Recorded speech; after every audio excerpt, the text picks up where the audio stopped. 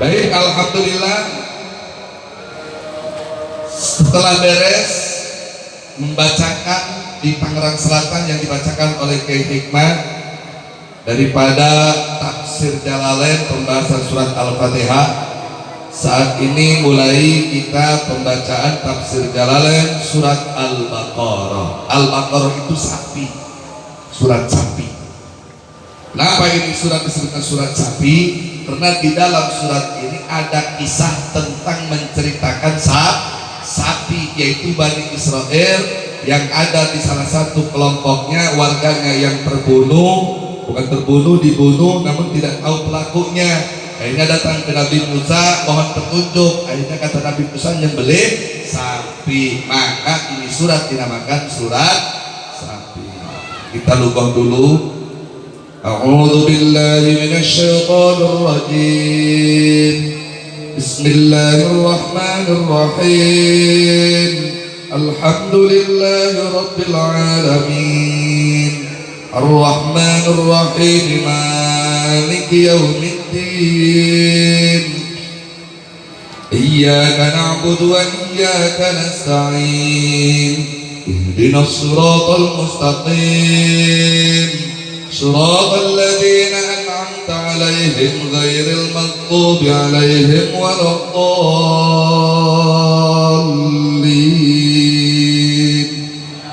رب اغفر لي ولوالدي آمين.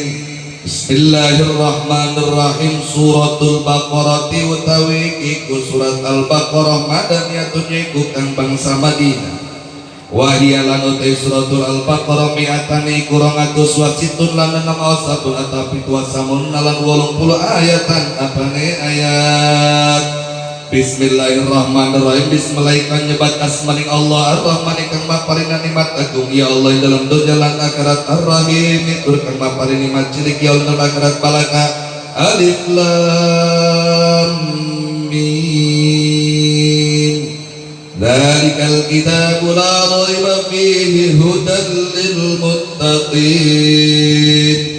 alladzina yu'minuna bil ghaibi wa yuqimuna as-salata wa mimma razaqnahum yunfiqun walladzina yu'minuna bima unzila ilayka wa ma unzila min qablik wabil akhirati hum yuqinun ulaika ala hudan min rabbihim wa ulaika humul muflihun.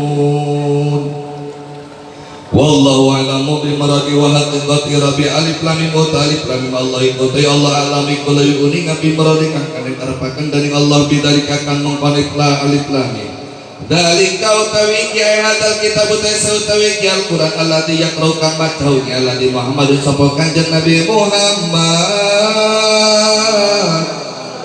la raiba iku orang anak tamang mangan iku maujud la syakat semang mang iku maujud ping dalam ya Alkitab anu satune kitab ini adalah iku tetep saking sanding Allah wa jumlatun nabi lan jumlah nabi khabarun iku dari khabar mubtada utai mubtada yang jumlah dalika atau utai mubtada khabar iku mengkau utai kula badalik awali syaratul utai simi syarab ikan dalik litatim iku kana ngakuakeun huda ya tur iku kang nuduhakeun khabarusannya kuda dikabarkan kaping doa hadin tese kang nuduhakeun lil muttaqin kada perang kang takwa asrina kang balik kabeh ila takwa balik takwa binti salil awamir kalawan nurut perang parenta wal nabi nawahi lan ngadoine perang larangan lan tinggal kana wadine iya muttaqin bidalikakan mengkono imtithali awamir wajib nabi nawahi annara innaraka buatan dulu.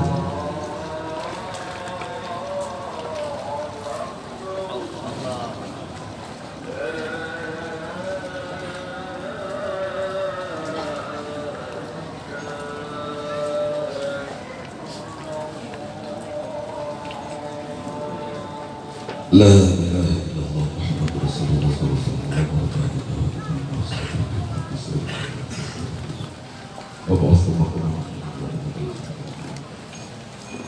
Niatan azan insyaallah salat masih di dalam waktu.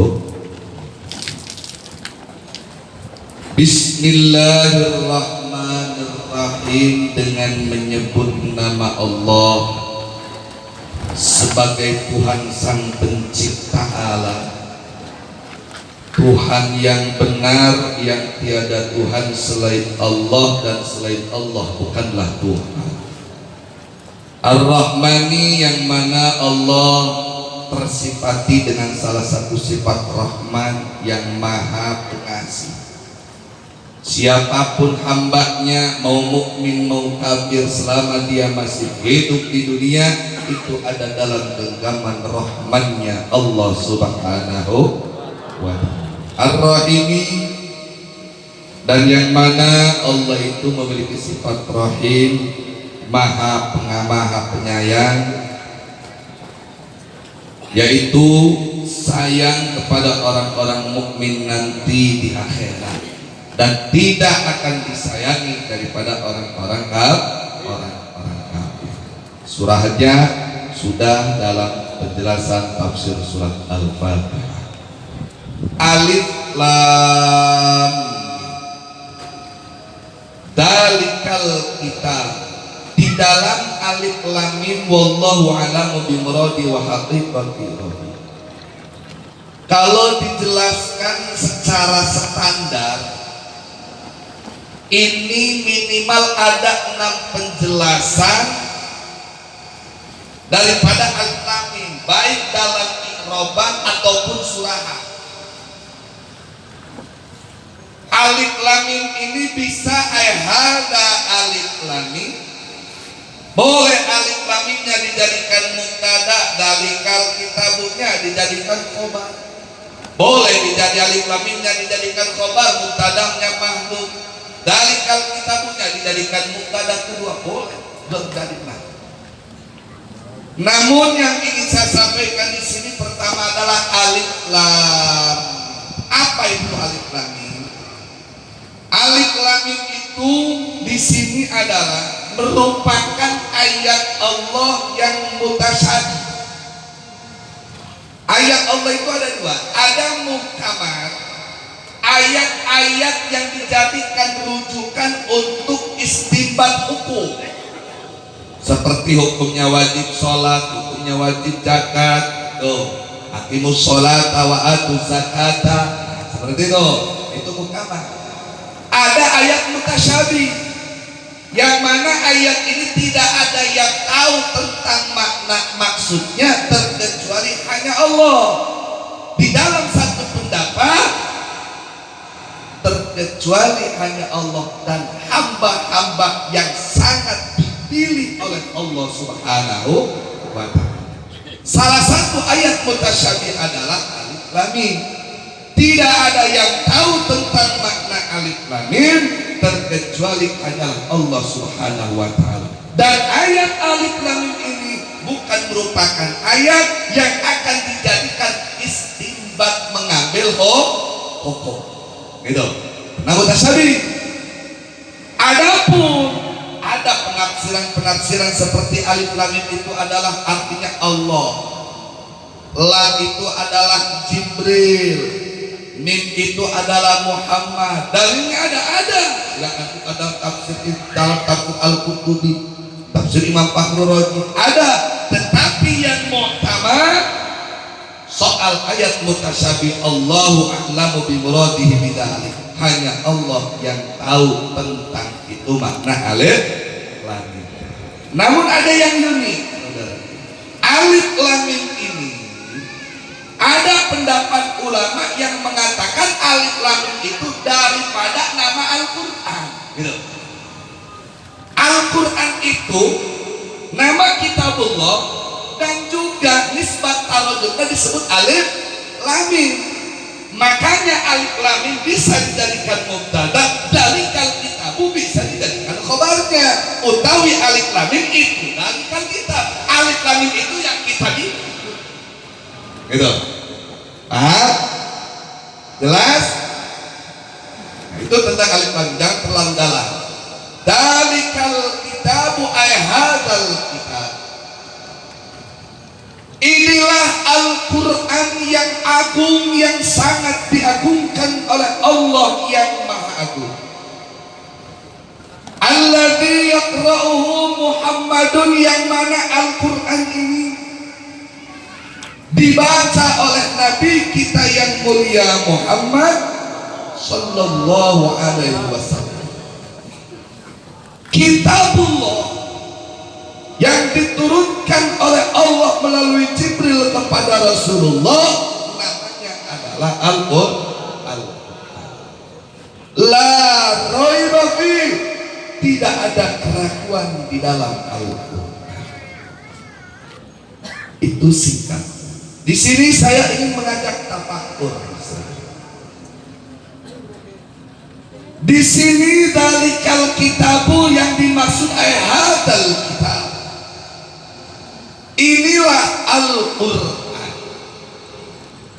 Al-Quran itu adalah kalamullah yang diturunkan oleh Allah kepada Rasulullah melalui malaikat Jibril. Kenapa kita fokus kepada itu? Karena memang kita selain Rasulullah Muhammad, bukan Taurat dan Injil, betul? Kita fokuskan di situ.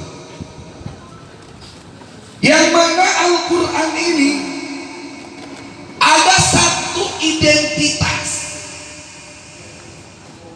la raiba, tidak ada keraguan di dalam.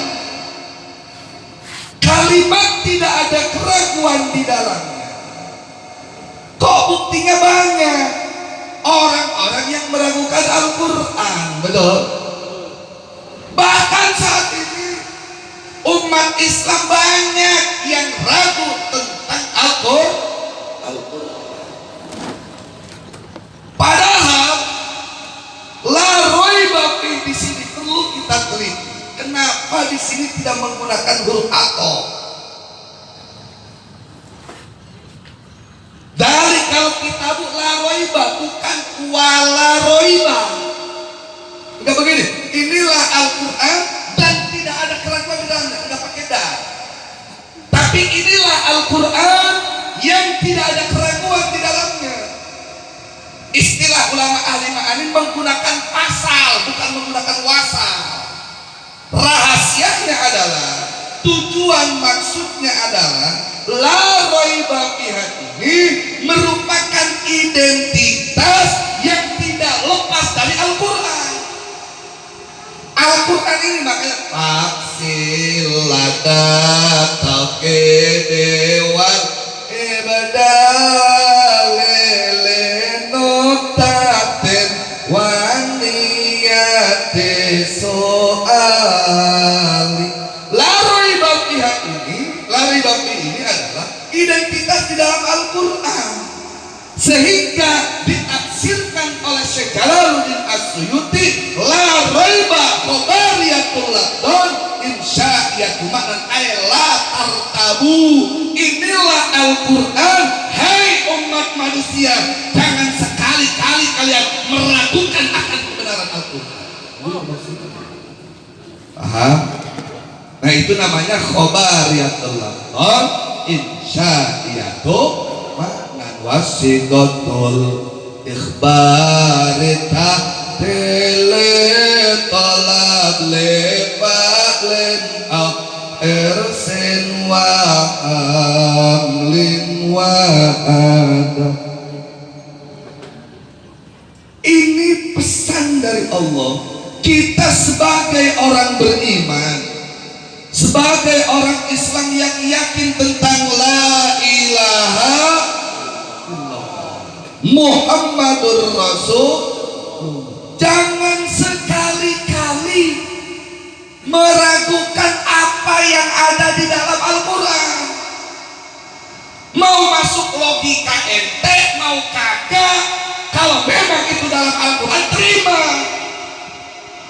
Jangan kalau masuk logika diterima, tidak masuk logika ditolak. Jangan, tadi sudah jelas guru kita, jangan ikuti pemikiran, jangan ikuti auham, jangan ikuti khoyalat. Wal muttaba'u ad-dalilu, yang diikuti adalah dalil. Ikuti Al-Quran. Lu suka, bagus, gak suka, tetap ikut Al-Quran. Suka ataupun tidak, paham paham ataupun tidak, ikuti Al-Quran. Jangan menyampingkan Al-Quran. Karena dalam Al-Quran ini la raiba wa la tartabu, tidak ada keraguan dan tidak boleh diragukan kebenaran Al-Quran. Bahwa Al-Quran itu bukan dari Nabi Muhammad, Al-Quran itu dari Allah, sang pencipta alam semesta. Kenapa Al-Quran diturunkan? Agar umat manusia yang ditugaskan oleh Allah menjaga dan merawat alam ini semesta punya panduan, punya pedoman agar semesta ini masih layak pakai. Saya kasih contoh, Bu. Beli mobil Toyota, beli mobil nih, Bu, beli mobil. Pasti ketika kita beli mobil Toyota, pabrikan Toyota memberikan buku panduan kepada kita, buku pedoman kepada kita, bagaimana merawat ini mobil. Sekian ribu kilometer ganti oli, betul. Sekian ribu kilometer ganti filter, sekian ribu kilometer ganti kapas rem, begitu. Ada pedoman-pedomannya. Di saat nyetir menggunakan ini mobil, jangan melakukan ini, jangan melakukan ini, jangan melakukan ini, betul. Untuk apa itu buku? Agar yang memegang, mengendalikan, mengelola itu mobil, menjaga dan merawat itu mobil supaya awet. Betul? Nah, begitu pula ini Allah menciptakan alam semesta, dititipkan kepada manusia, diberikan buku panduannya, buku pedomannya Al-Quran, agar angin yang datang bawa kesejukan bukan bawa corona, asal agar hujan yang turun bawa kesuburan bukan bawa bencana, kemarau yang datang membawa kesuburan bukan bawa kebakaran, agar semesta ini stabil, terjaga. Maka dikasih Al-Quran buku pedoman. Paham? Jelas? Al-Quran kitab Allah, alam semesta ciptaan siapa? Ciptaan Allah. Berarti kalau ada kerusakan di alam semesta, maka kembalikan kepada Allah. Contoh, ini ada orang sombong. Ada orang sombong. Dia beli mobil Toyota, dikasih buku panduan Toyota, tapi dia nggak mau pakai buku Toyota, yang dia pakai buku panduan becak. Saya mau tanya, kira-kira itu mobil awet apa rusak? Awet apa rusak? Begitu itu mobil rusak, bukannya dibawa ke bengkel Toyota, malah dibawa ke bengkel becak. Saya mau tanya, kira-kira itu mobil dari ban 4 jadi 4 apa jadi 3? Ayo, dari 4 apa jadi 3? Jadi 3 lah, betul gak? Ini alam semesta yang menciptakan Allah. Allah memberikan panduan Al-Quran untuk menjaga alam semesta. Sekarang alam semesta rusak, betul? Angin yang datang bukan bawa kesejukan, malah bawa corona, betul? Bawa puting beliung, betul? Hujan yang turun bawa banjir tongkol, betul? Kemarau yang datang malah bikin kebakaran, betul? Gempa di mana-mana, betul? Sampai rumah tangga emak-emak ikut gempa. Betul? Kenapa? Karena tidak kembali kepada pedoman Al-Quran. Ada orang-orang sombong. Ada orang-orang sombong. Bukannya kembali kepada Al-Quran, malah dia kembali kepada bengkel beca. Sama tanya, orang itu sehat apa sakit? Sehat apa sakit? Sakit apa sehat? Siap ikut Al-Quran, siap pegang Al-Quran, siap jadikan pedoman itu Al-Quran. Betul? Takbir. Mana orang-orang yang ingin meninggalkan Al-Quran? Mana orang-orang yang sombong ingin pergi dari Al-Quran? Bukannya dibawa ke bengkel Toyota, malah dibawa ke bengkel beca. Mereka yang saat ini di mana-mana mengatakan Islam datangnya ke Nusantara sebagai tamu. Oleh karenanya tamu wajib ikut etika pribumi. Berarti Islam datang ke Nusantara, wajib Islam itu dinusantarakan. Islam datang ke Indonesia, wajib Islam di Indonesia. Ada gak yang bilang begitu? Ada gak Ustaz yang bilang begitu? Salah total. Ibu bapak perhatikan, ketika ada ustaz, ada kiai, siapapun dia yang mengatakan Islam, pribu Islam adalah pendatang datang ke Indonesia, dia sedang sesat terkesan menyesatkan dan ingin mengajak umat Islam jauh daripada Al-Quran. Di mana letak kesesatannya? Islam datang ke Indonesia karena dia punya anggapan katanya Islam itu dari Arab datangnya. Betul? Saya ingin nyatakan, Islam bukan dari Arab. Islam datangnya dari Allah. Bukankah jelas Allah mengatakan inna dina indallahil? Gak ada ayatnya inna dina indal Arab al-Islam, gak ada. Sesungguhnya agama di sisiku, kata Allah, agama yang diridhai oleh Allah, agama yang diterima oleh Allah, agama yang ada di sisi Allah adalah agama. Allah adanya di Arab apa bukan? Allah di Arab apa bukan? Kalau Allahnya di Arab, di sisi Allah berarti Islam dari Arab, sedangkan Allah bukan di Arab. Di mana Allah? Di Azal. Di Azali.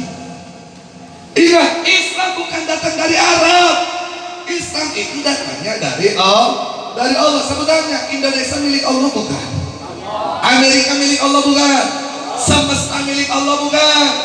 Islam adalah dari sisi Allah, dan semesta ini termasuk Indonesia adalah punya Allah. Berarti Islam datang ke Indonesia bukan bertamu.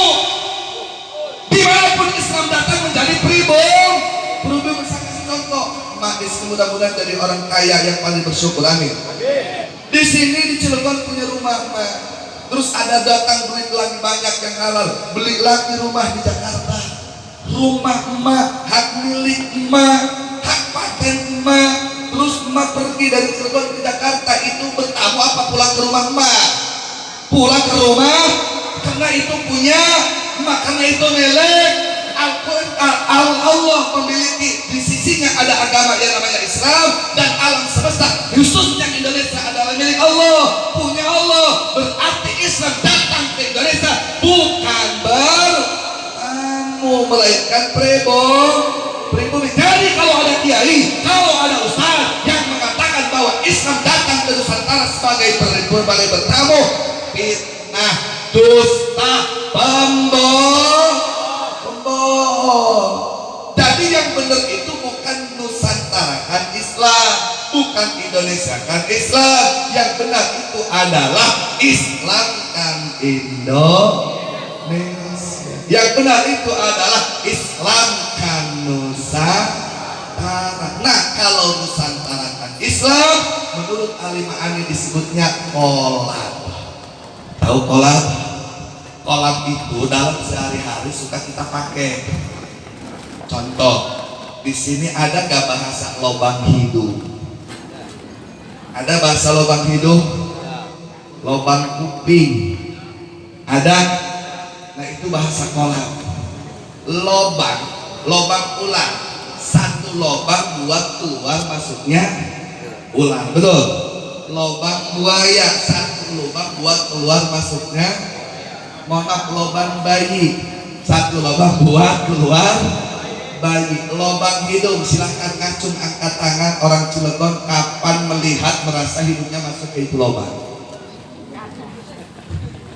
Terus kenapa dibilang lobang hidung padahal itu hidung belum pernah masuk itu lobang? Betul nggak? Lobang kuping, kapan kuping emak masuk itu lobang? Tapi kok berani-beraninya kita bilang itu lobang hidung, lobang kuping? Nah, itu kolab namanya.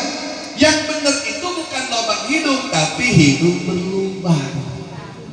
Yang benar itu bukan kubang telinga, tapi telinga berlubang. Nah, ini namanya kolab. Wasiqatul madili atin auradu wa qolabu lenoktatin wa ansadu wa mahmahin mulabaratin arja'uhu ka'anna launa ardi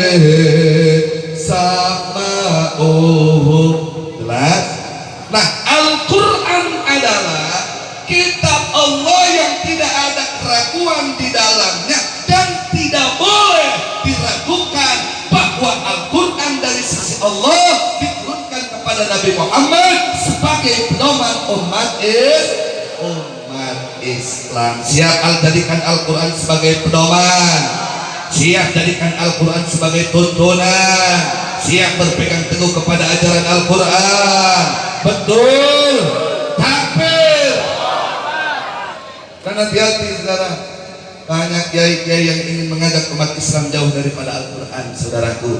Salah satunya adalah kelompok moderasi agama. Makanya saya kaget bulan Maulid kemarin ngaji di Bogor, wilayah Citere, dengan alasan moderasi agama. Di situ panitia menyampaikan kepada saya, tolong kayak dibahas bahwa di wilayah sini, di wilayah Citere, tempat kampungnya saya nggak bakalan cerita demi menjaga kode etik jurnalistik. Kalau selama ini biasanya ini disukai atau tidak, mak diem aja, mak aja jangan banyak. Selama ini yang boleh itu adalah poligami, betul. Satu laki minimal istrinya satu, maksimal 4, betul. Betul. Insya Allah Bu, FPI ini orang-orang setia. Setiap tikungan ada. Insya Allah mereka ini ahli tauhid. Cukup Tuhan yang satu, istrinya juga satu gitu. Terutama ketua Bagi Syuro, beliau ada 3 saudaranya maksudnya. Saya kaget begitu datang ke sana, diceritakan bahwa satu kampung di situ sekarang sudah mulai semarak adanya poliandri. Jadi selama ini agama Islam mengajarkan satu laki-laki boleh beristri lebih dari satu, betul. Nah, untuk alasan moderasi agama, terserah benar ataupun tidak itu, cuma alasan mereka moderasi agama, maka sudah ada beberapa keluarga 1 istri 3 suami. Satu rumah kan, 1 istri ada yang 2 suami, 1 istri ada yang 3 suami. Saya bertanya, bahaya tidak? Bahaya tidak? Biarkan atau lawan? Ini ada di daerah Citere, Kabupaten Bogor, saudara.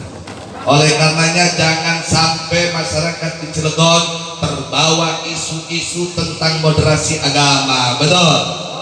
Tentang isu-isu mengganti ayat-ayat suci Al-Quran. Pokoknya suka ataupun tidak, senang ataupun tidak, paham ataupun tidak, kalau memang itu dari Al-Quran, terima. Betul Bu? Betul. Sekali lagi saya mau tanya, Al-Quran ini meragukan apa yakin? Meyakinkan apa meragukan? Siap pegang teguh Al-Quran, siap Al-Quran jadikan pedoman, siap jadikan Al-Quran sebagai tuntunan, siap mati membela Al-Quran. Takbir. Sallu ala Nabi. Allahumma salli wa sallim alaihi wa ala alihi wasallam.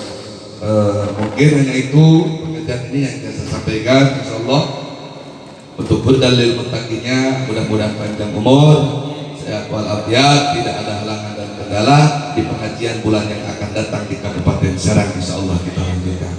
Namun sebelum itu, bagaimana kalau kita pelantikan dulu? Setelah pelantikan langsung nanti diisi tausiah oleh guru kita, pimpinan kita Habib Muhammad Nama kangen ya, Habib Muhammad, mantunya daripada Imam Besar Abu Rizik bin Syamsiah. Bagaimana? Ketua Surah?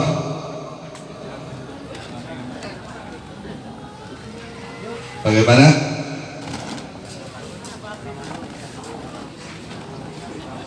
Ceramah dulu. Baik, kalau begitu hanya itu dapat saya sampaikan. Terima kasih atas perhatiannya. Mohon maaf atas segala kurang. Jangan dulu bubar ya. Ini Habibnya ganteng, masih muda. Kalau kita sebagai umat Islam belum bisa menatap wajahnya Rasulullah, betul? Setidaknya kita bisa menatap wajah cucunya Rasulullah, betul? Dengan itu semua kita punya harapan, ya Rasulullah, bahwa kami pernah melihat wajah cucumu, oleh karenanya berikanlah syafaat kepada kami, betul? Jadi siap tetap ngaji, siap kompak, siap semangat, takbir, sallu ala Nabi. Wassalamualaikum warahmatullahi wabarakatuh.